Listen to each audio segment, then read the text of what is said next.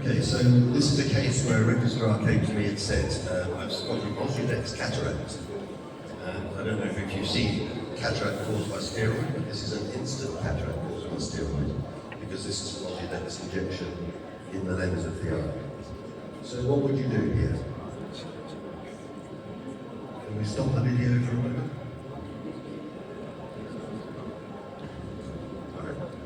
So, anybody got any suggestions? What would you do with this cataract? The patient that came in for an Ozurdex injection, 6/18 vision with systolic macular edema, retinal problems, and the vision is now 660, and they've just come up from the clinic.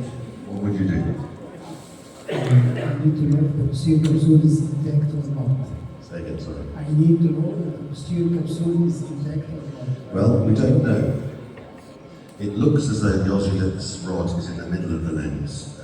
The injection site was about here.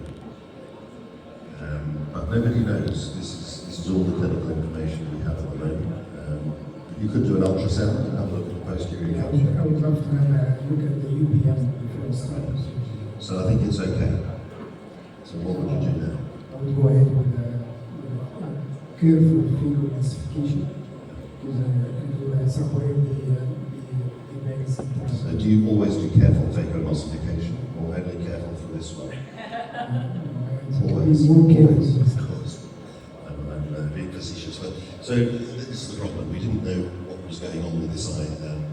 Obviously, the injection site being here, you have to suspect that there might be a zonular deficiency because the rod must have gone in through the equator of the lens.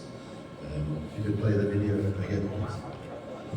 So, I think I would be ready for injecting. I would put an infusion trooper ready for infusion cannula in case things turn bad and I do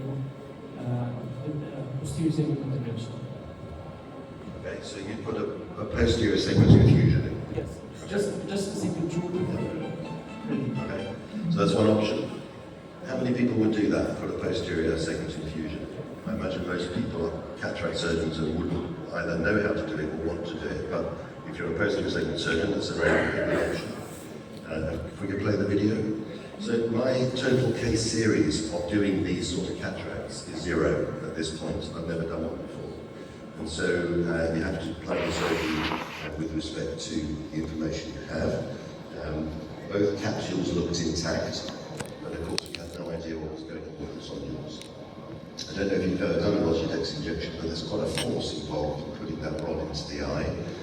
And you can imagine as it goes through the equator of the lens, this is a bit of disruption of the local zonular apparatus.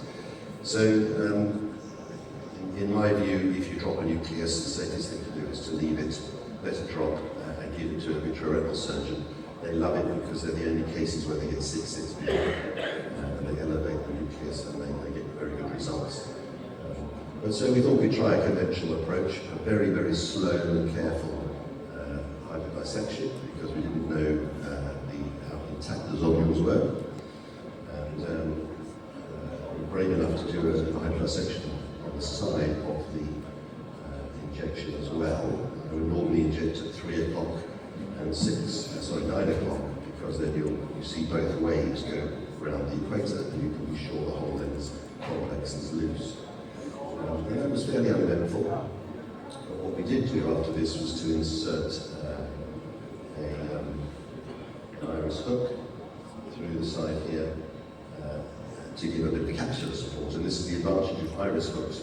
You can not only use them to support the iris, but you can move them onto the capsule edge and use them as capsule anchors as well. So just in case the zonules were gone at that point, we put a capsule anchor and then proceeded with the phacoemulsification. I've never phacoed an Ozurdex rod before, but we were trying to retrieve this rod carefully. Again, this is a critical point because you don't know what's happened to the zonules, but eventually the rod came out. What would you then do with the rod? Remember, they cost 3,000 British pounds each. So what would you do with it? Would you throw it in the bin, or would you keep it? What would you do? I try to keep it, and may after finishing the case, if the capsule is open, and inject it posterior into the vitreous. Okay, so If it is intact, may I do rexis and inject it again for the 3,000 pounds in Europe, and in England is not much, but in Egypt it's a rare fortune. أنا شكلي هروح أقعد Okay, so هناك لأن كل شوية I did بيلخبطوا keep it الدنيا in case والناس of use it بتمشي again. تيجي If عارفة you said if the posterior capsule was كده. open, you would push it through there, but it wasn't. Posterior capsule was closed, fortunately. إيه؟ So what are you going to do أو now? أنا If you have the rod, it's £3,000 in British pounds, مش عارفة بس and ممكن حد the يخليه patient يقطع needs it عينه. still. She has macular edema from a retinal problem. The rod comes out fairly easily. It was really very well positioned in the middle of the lens, very accurate shot by the trainee. And then the rest of the phaco removal was fairly straightforward.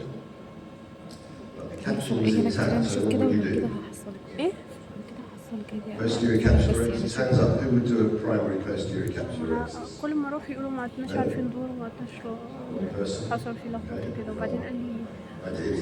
إيه الناس كانت Because there's حاسه no other إن way of getting that في into the حاجه eye. If you want to use the same rod, you can't reload it into the injector. So once the lens بعدين was واحد in طالع position فبقول and له في everything ناس seemed to be بتتدخل happy, ما اعرفش ازاي we did exactly that. Primary posterior capsulorhexis, and that's happening underneath the lens. The anterior hyaloid face was still intact, and so we didn't need to do a vitrectomy. We would normally check for that with triamcinolone. The injection of triamcinolone into the front of the eye will tell you whether there's vitreous there or not. And the rod came out in pieces, but we put it back in segments, and it actually went in fairly easily through the posterior capsulorhexis into the anterior vitreous. كده وبعدين And مين at the end of the procedure, it looked just as bad as at the beginning, really. There still was a Ozilect in the way. But as she stood up, the Ozilect dropped down. فهمتي؟ And لا she had الدكتور مفيش حد على الباب ولا اي حاجه ده انا رحت حضرتك ويتلب كان في حد واقف ومش just عارفه see ايه the كده ما ده posterior لا rexis there. كويس Not a very big سرير one. انت اصلا ممكن البدن دي مش حاجه لو فاضل مثلا Face. في عين ولا حاجه في ناس Really معظم the lesson الناس here was, بتلبس يعني you طبعا know, مش مدفوعه في ناس investigate as far بتلبسها as you بتمشي can, يعني not بيفضل preserve حاجه useful to مستحيل determine posterior capsule is intact, and then make something up, because you've never done this before, and neither has anyone else probably, although there are a few published cases now. Do it safely, and you have to decide whether you can reuse the rod, which we did in this case. Thank you very much. Thank you very much.